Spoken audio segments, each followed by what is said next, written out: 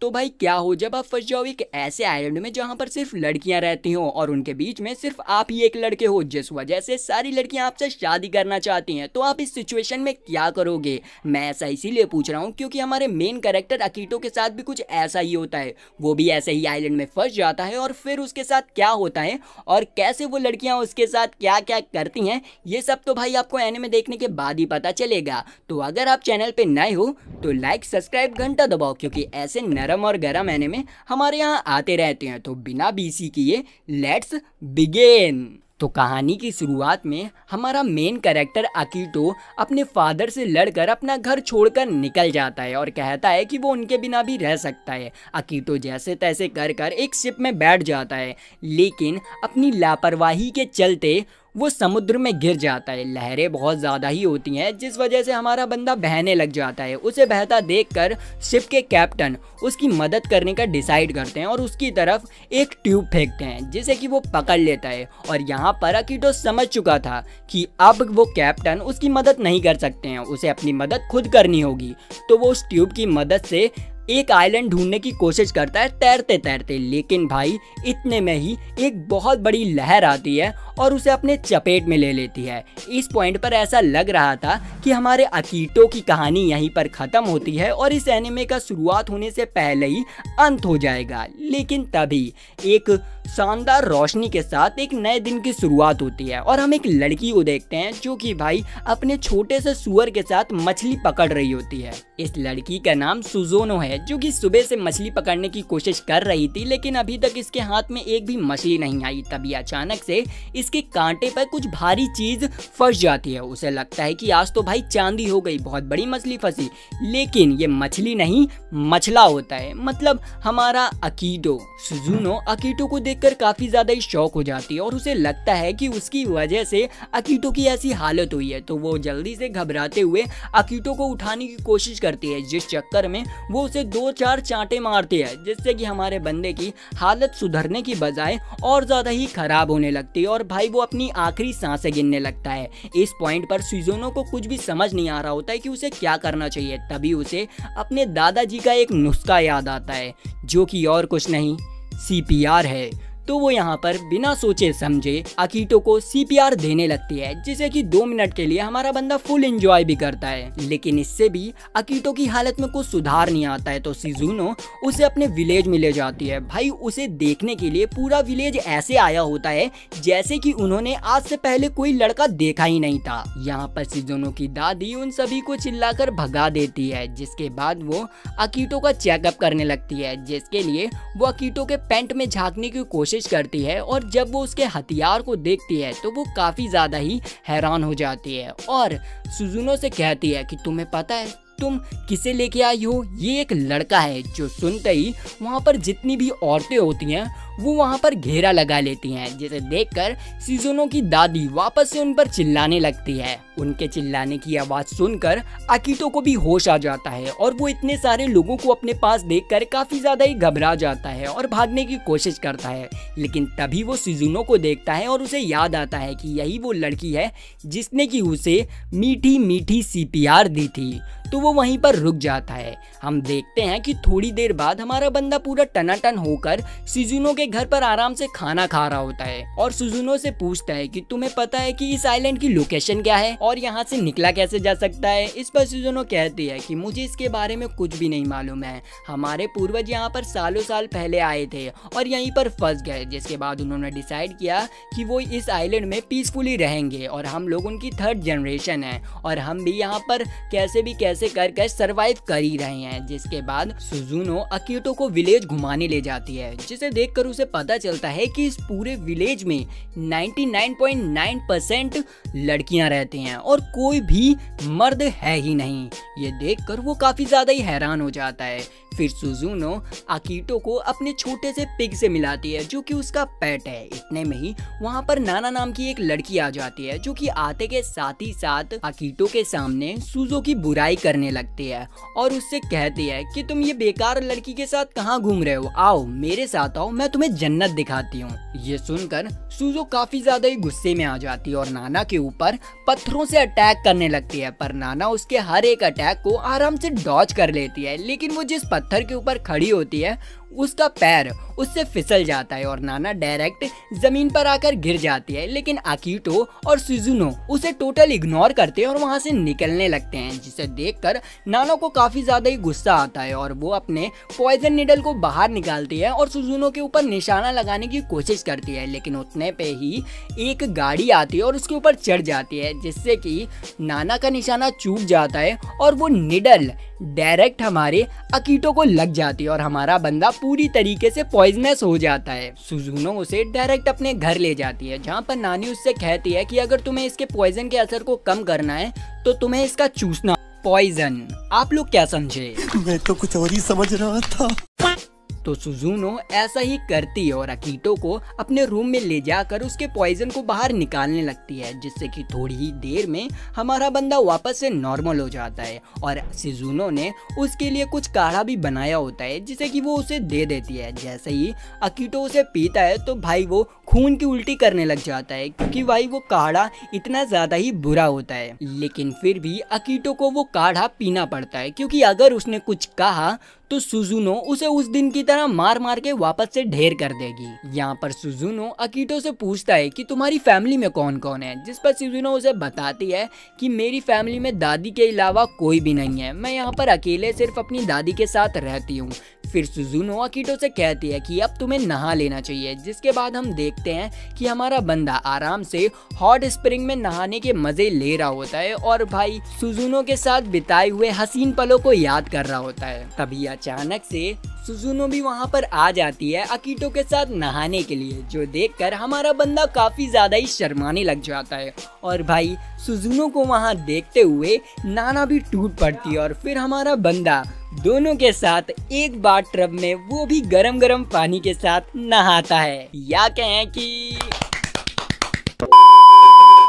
इसके बाद हमें अगले दिन की सीन दिखाई जाती है, जहाँ पर सुजुनो अकीतो को उठाने के लिए आती है। लेकिन वो जैसे ही उसके बिस्तर को उठाती है तो वो देखती है कि वहाँ पर अकीतो है ही नहीं, क्योंकि भाई उसको नाना ने किडनैप कर लिया है और वो अपने एक पंछी जैसे पेट के पीछे उसे बांध कर ले जा रही है। तभी अचानक से उसके सामने एक लड़की रस्सी बांध देती है, जिससे टकरा कर नाना दूर जाके गिरती है। और ये जो लड़की हमारे बंदे की मदद करने की कोशिश कर रही है उसका नाम रिन है। वो यहाँ पर अकीतो से कहती है कि मुझे तुम्हारी बहुत ज्यादा ही जरूरत है, रातों को मुझे नींद नहीं आती, तो क्या तुम मुझे सुलाओगे? लेकिन उतने में ही वहाँ पर एक और लड़की आ जाती है अपने बड़े से भालू के ऊपर सवार होकर, और वो कहती है कि ये लड़की झूठ बोल रही है, मैं तुम्हारा सहारा बनूंगी, आओ मेरे साथ। जिस पर हमारा अकीतो कंफ्यूज होकर उससे कहता है कि अब तुम कौन हो? तो वो लड़की अपने भालू की मदद से हमारे अकीतो को पेल देती है और फिर यहाँ पर वो रिन भी उड़ जाती है और उस भालू वाली लड़की से कहते हैं कि तुम ऐसे मेरे सामने से अकीतो को नहीं छीन सकते हो। और ऐसे ही करते हुए रिन और ये भालू वाली लड़की आपस में लड़ने लग जाते हैं और इसी लड़ाई का फायदा उठाते हुए हमारा बंदा वहां से भाग जाता है। लेकिन उसे क्या पता थी कि वही तीनों लड़कियां नहीं है जो कि उसे पाना चाहती हैं। यहाँ पर पूरा विलेज हमारे बंदे के पीछे होता है और वहाँ की सारी लड़कियां अकीतो को हवस भरी नजरों से देख रही होती हैं, जो देखकर हमारा बंदा पेड़ के पीछे छुप जाता है अपनी इज्जत को बचाने के लिए। तभी उसके पास एक सीधी सादी लड़की आती है, जिसे देखकर हमारे बंदे को लगता है कि शायद ये मेरी मदद करेगी, लेकिन बाद में उसे भी उसके इरादे पता चलते हैं। उस लड़की का नाम चिसातो होता है। चिसातो उसे अपनी रस्सियों से बांधने वाली होती, लेकिन इतने में ही एक दूसरी लड़की आकर उसके ऊपर निडल से अटैक कर देती है और चिसातो को वहीं पर बेहोश कर देती है। हमारा बंदा उस खूंखार लड़की से बचने के लिए भागता है, लेकिन वो देखता है कि भाई अब तो पूरे विलेज की सारी लड़कियां उसके पीछे पड़ी हुई हैं, जो देखकर हमारे अकीतो की फट के 64 हो जाती है और वो सोचता है कि अब मैं क्या करूं। तभी अचानक से उसे बचाने के लिए वहां पर सुजुनो आ जाती है और उन सभी को रोक लेती है। वो सभी लोग सुजुनो से कहते हैं तुम अकेले ही अकीतो को अपने पास नहीं रख सकती हो, हमें भी चाहिए। तभी वहां पर सुजुनो की ग्रैनी आ जाती हैं, जो कि उन सभी को भगाने लगती हैं, लेकिन वो लोग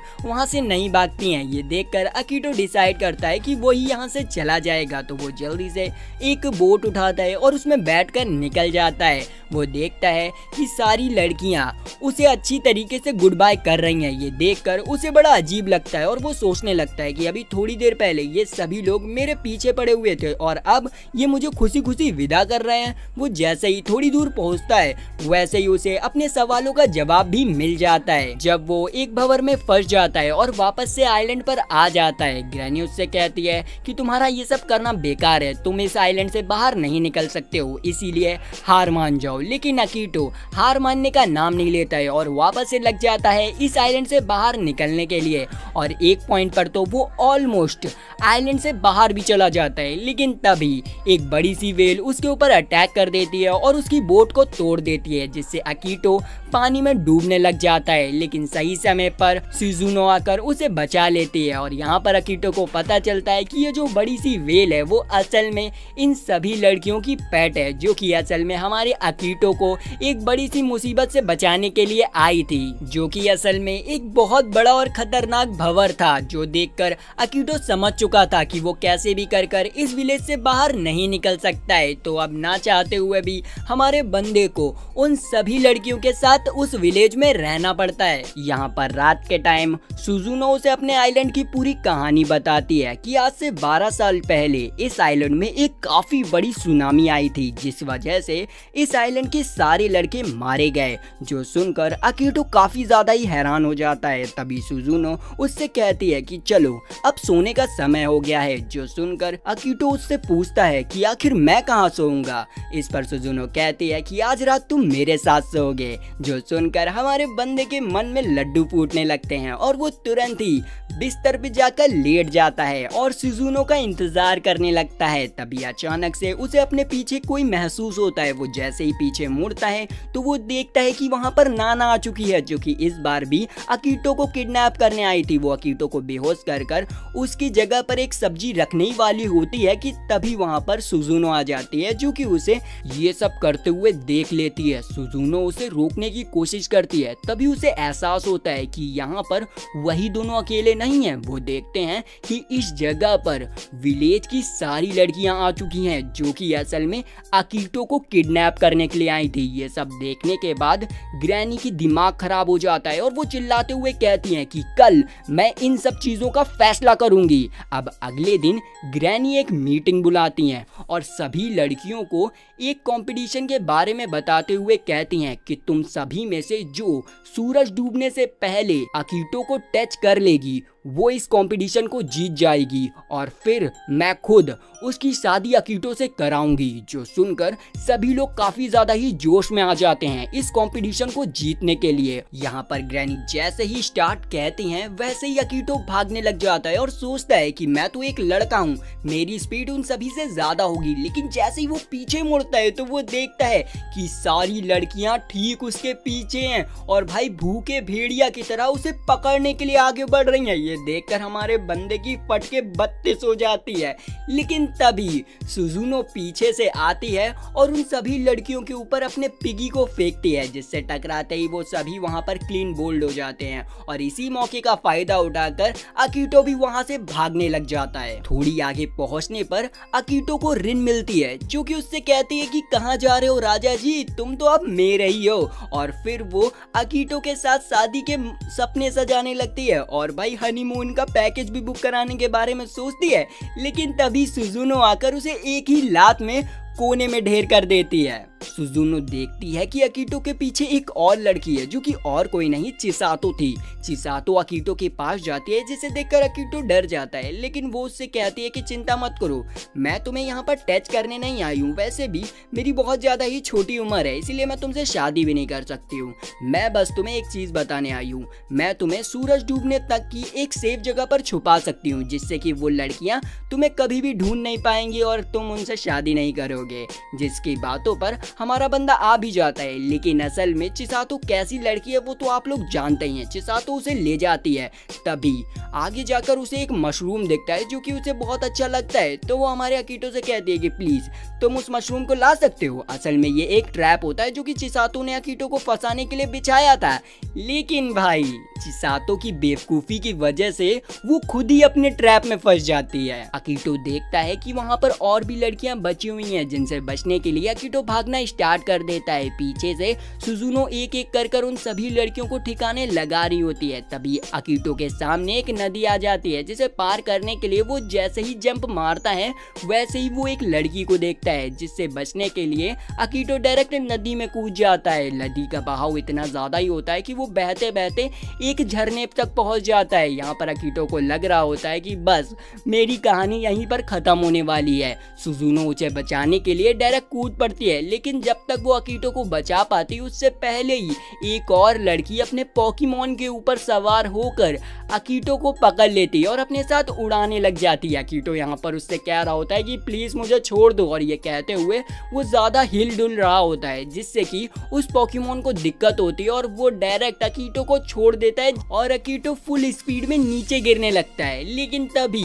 सुजुनो का पिग अपनी नाक में हवा भरकर एक एयर बैग बना लेता है और अकीटो को सेफली जंगल में लैंड करा देता है। लेकिन अभी भी प्रॉब्लम और खतरा खत्म नहीं हुआ था, क्योंकि अकीटो एक ऐसे जंगल में गिरा था जहां पर भाई नरभक्षी पौधे रहते थे, जिन्हें कि इंसान खाना बहुत ज्यादा ही पसंद था। अकीटो जैसे तैसे कर उन सभी से अपनी जान बचाता है कि तभी वहां पर एक मॉन्स्टर आ जाता है, जिसे देखकर अकीटो की फट जाती है। लेकिन फिर वो ध्यान से देखता है कि भाई वो तो एक क्यूट सा मोटा सा पांडा है। अब अपने बारे में मोटा सुनकर पांडा की हट जाती है और वो अपने पंजों से अकीटो के ऊपर अटैक कर देता है। लेकिन तभी वहां पर सुजुनो आ जाती है, जो कि पांडा को पकड़कर एक पटकी देती है। सुजुनो उस पांडा को हराने के बाद अकीटो को हाथ देती है उसे उठाने के लिए। अकीटो उसे टच करने से थोड़ा सा घबरा रहा होता है और फिर सोचता है कि अगर मेरी इसके साथ शादी हो गई तो मेरे तो मजे ही मजे आ जाएंगे। लेकिन जब तक वो हाथ बढ़ा पाता उससे पहले ही वो पांडा उठ जाता है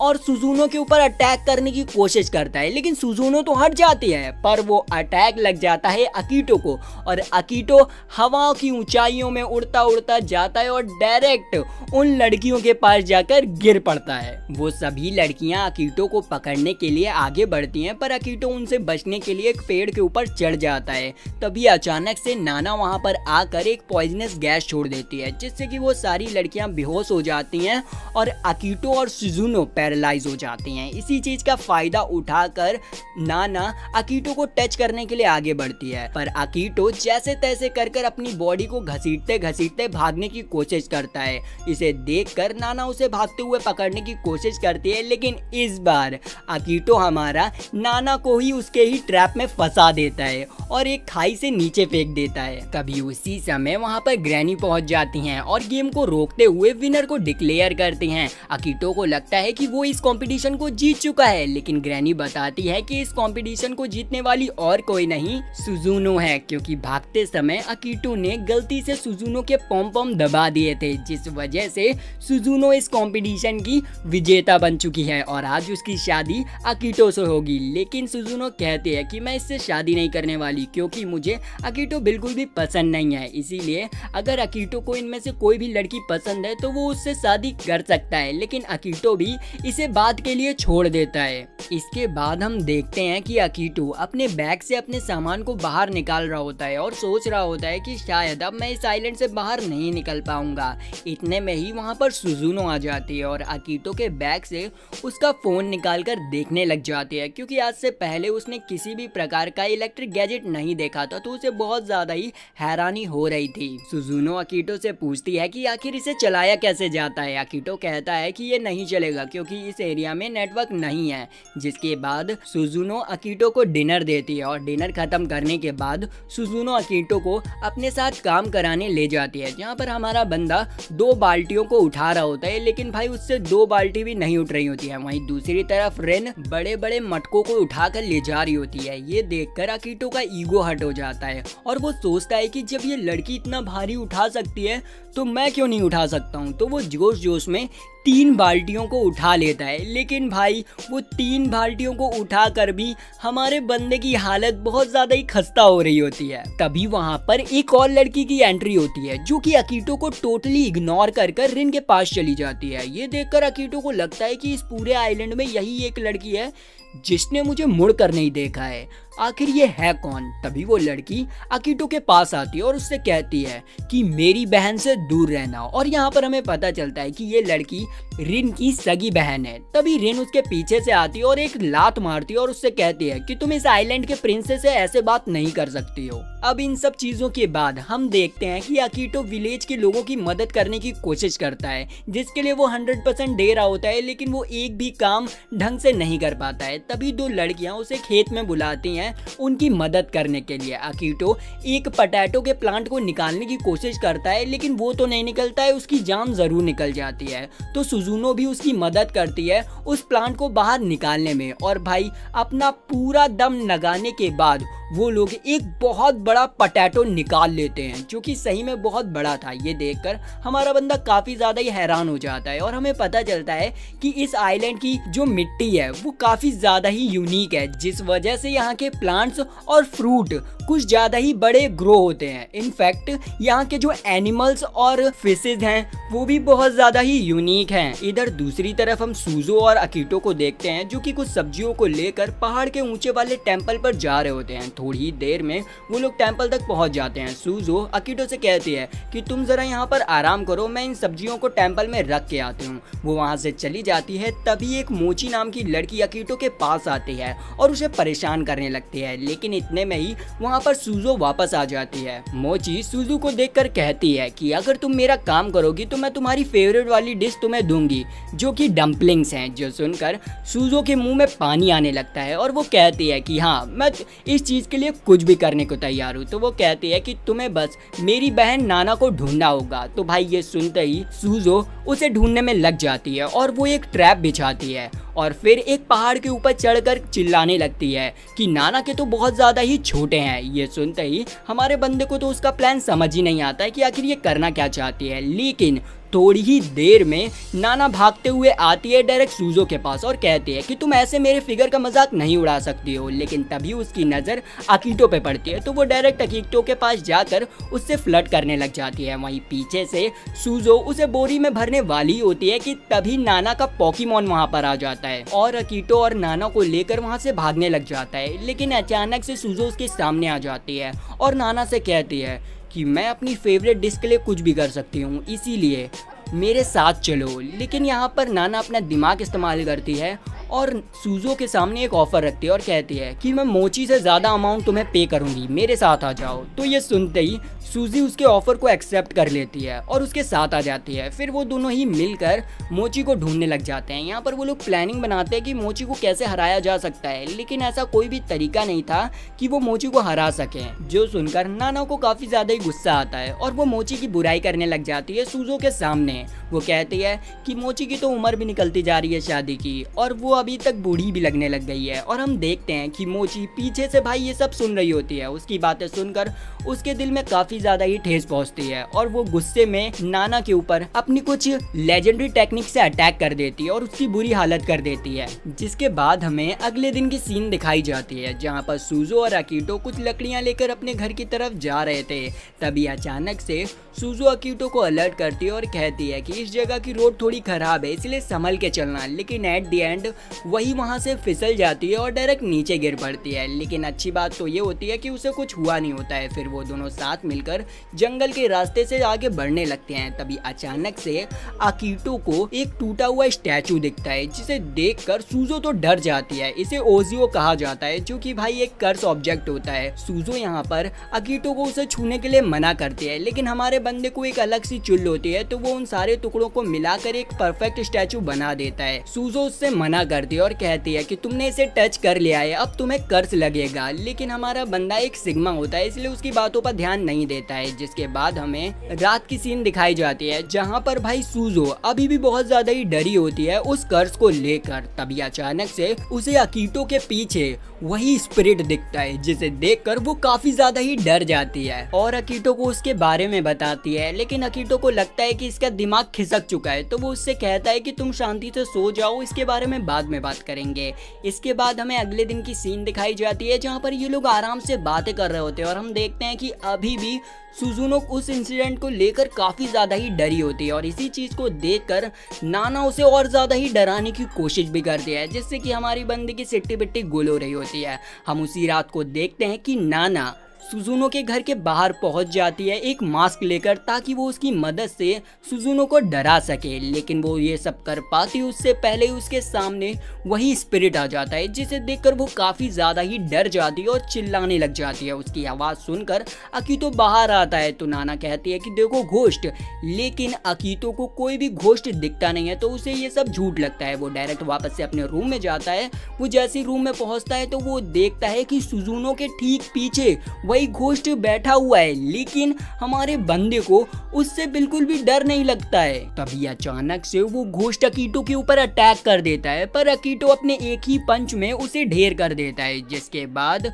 उस घोस्ट का अकीतो मास्टर बन जाता है। और अकीतो उस घोस्ट से कहता है कि अब तुम्हारे यहाँ से जाने का वक्त आ गया है, इसीलिए तुम हमें छोड़कर चले जाओ। और भाई वो घोस्ट अपने मास्टर की बात मान लेता है और वहाँ से निकल जाता है। उस घोस्ट के जाने के बाद ये दोनों लड़कियां भी वापस से नॉर्मल हो जाती हैं, जिसके बाद हमें कुछ दिनों बाद की सीन दिखाई जाती है जहाँ पर अकीतो अपनी ट्रेनिंग कर रहा होता है, क्योंकि उसे समझ आ गया होता है कि अगर उसे यहाँ पर टिकना है तो उसे अपने स्टैमिना को बढ़ाना होगा, तभी कुछ मजा आएगा। इसीलिए वो लगातार ट्रेनिंग करते जाता है। तभी उसके पास सूजो आती है जो कि उसे बताती है कि हमारे आइलैंड की वाटर सप्लाई कट हो चुकी है, जिस वजह से पूरे आइलैंड में पानी बंद हो चुका है। हमें नहाने में भी प्रॉब्लम हो रही है, तो क्या तुम हमारी मदद करोगी पास वाली नदी से पानी लाने में? जिस पे अकीतो मान जाता है और फिर वो सभी लड़कियों के साथ मिलकर भर भर के ड्रम एक जगह पर पानी इकट्ठा करता है, और जिससे कि सारी लड़कियां वहां पर नहाती हैं। लेकिन ये पानी भी उनके लिए बहुत ज़्यादा ही कम पड़ रहा होता है, क्योंकि पानी से बहुत सारे काम होते हैं। इसीलिए तो वो लोग डिसाइड करते हैं कि जितना पानी वो लोग बर्बाद करते हैं नहाने के लिए, अब वो लोग सिर्फ हफ्ते में 2 बार ही नहाएंगे। इस पर हमारा अकीतो द लेजेंड कहता है, इसीलिए मैं तो तुम्हारे आइलैंड का पानी कभी खर्च ही नहीं करता हूँ, क्योंकि जब से मैं आया हूँ तब से मैंने नहाया ही नहीं है। ये सुनकर वो सभी लड़कियां उसकी तरफ गुस्से से देखती हैं और कहती हैं कि तभी सोचें तुम्हारे पास से इतनी ज़्यादा बदबू क्यों आती है, तुम नहाते ही नहीं हो। जिस पर हमारे बंदे को बहुत ज़्यादा ही बुरा लगता है, तो वो अगले दिन ही एक लेटर छोड़ता है लंबा चौड़ा सा, जिसमें लिखा होता है कि वो अकेले ही वाटर सप्लाई को ठीक करने के लिए जा रहा है। और सही में निकल जाता है एक ऊंची सी पहाड़ी में जहां पर वाटर सप्लाई का प्लांट बना हुआ है उसे ठीक करने के लिए। लेकिन भाई वहां तक पहुंचना भी आसान नहीं होता है, क्योंकि एक तो वो बहुत ज़्यादा ही ऊंचाई में है और खतरा मोड़ मोड़ पे होता है, जिसकी वजह से हमारा बंदा पहाड़ी से गिर भी जाता है। उसे ऐसा लगता है कि अब उसका खेल खत्म होने वाला है, लेकिन तभी वहां पर चिकीपी आ जाती है अपने पोकेमॉन के साथ और उसे बचा लेती है। यहाँ पर हम देखते हैं कि उस लेटर को पढ़कर वो सारी लड़कियां आ चुकी होती हैं हमारी अकीतो की मदद करने के लिए। इसके बाद हम देखते हैं कि अकीतो और सुजुनो उस प्लांट के कुएं के अंदर जाते हैं वाटर सप्लाई को चेक करने के लिए। वो जैसे ही अंदर पहुंचते हैं तो वो देखते हैं कि वहां पर बहुत सारी मिट्टी जमी हुई है, तो वो दोनों मिलकर उस मिट्टी को साफ करने लगते हैं। तभी अचानक से एक और अर्थक्वेक आता है, जिसकी वजह से कुएं की जो जमीन होती है वो टूट जाती है और वो दोनों ही वहां से एक दूसरी केव में गिर जाते हैं। यहाँ पर वो लोग देखते हैं कि उस अर्थक्वेक की वजह से वहाँ का जो एंट्री होती है वो भी पूरी तरीके से ब्लॉक हो चुकी होती है। और लेकिन यार हमारी जो सुजुनो होती है वो हार नहीं मानती, वो वहाँ पर नया रास्ता ढूंढने के लिए आगे बढ़ती है। तभी अचानक से अकीतो नोटिस करता है कि सुजुनो के पैरों में चोट लग गई है, तो वो डायरेक्ट सुजुनो के पास जाता है और उससे कहता है कि आओ मेरे कंधे में बैठ जाओ। सुजुनो उससे मना करती है, तो वो कहता है कि मैं ऐसे किसी भी लड़की को तकलीफ में नहीं देख सकता हूँ, और ये कहकर वो उसे अपनी पीठ में बैठा लेता है। फिर वो लोग आगे केव में बढ़ने लग जाते हैं एग्जिट को ढूंढने के लिए। वो आगे पहुँचते पहुँचते एक अलग ही केव में पहुँच जाते हैं, जहाँ पर हमारे अकीतो को पानी दिखता है जो कि बह रहा होता है। तो वो उस पानी को बाहर निकालने के लिए अपने हथियार से उसे खोदने लगता है। भाई हथियार दूसरा वाला हथियार, वो वाला हथियार नहीं। अकीतो यहाँ खोद रहा होता है कि तभी उसका हथियार टूट जाता है, लेकिन अकीतो हार नहीं मानता है और अपने वेपन के डंडे से ही वहाँ पर खोदना स्टार्ट कर देता है, जिसकी वजह से बहुत ज़्यादा ही आवाज़ होती है। और उस आवाज़ को सुनकर वहाँ पर जो ड्रैगन सो रहा होता है वो उठ जाता है। ड्रैगन को पता चलता है कि वो इतने समय से पानी को रोके हुए है, तो वो तुरंत ही अपनी गलती को मानते हुए अब पानी को स्टार्ट कर देता है, जिस वजह से उस केव में एक बहुत बड़ी सुनामी आ जाती है, जिसमें कि अकीतो और सुजुनो बहने लग जाते हैं। सुजुनो तो बेहोश होकर डूबने लग जाती है, लेकिन इस बार अकीतो उसे बचा लेता है। पानी के बहाव की वजह से वो लोग डायरेक्ट उड़ते हुए उस कुएं से बाहर आ जाते हैं और उनकी जो वाटर सप्लाई होती है वो भी वापस से स्टार्ट हो जाती है और पूरे विलेज में, इनफैक्ट पूरे आइलैंड में वापस से पानी सप्लाई होने लग जाता है। और भाई इसी के साथ हमारा ये जो एपिसोड है वो पूरा खत्म हो जाता है। तो अगर आपको इसका पार्ट 2 देखना है तो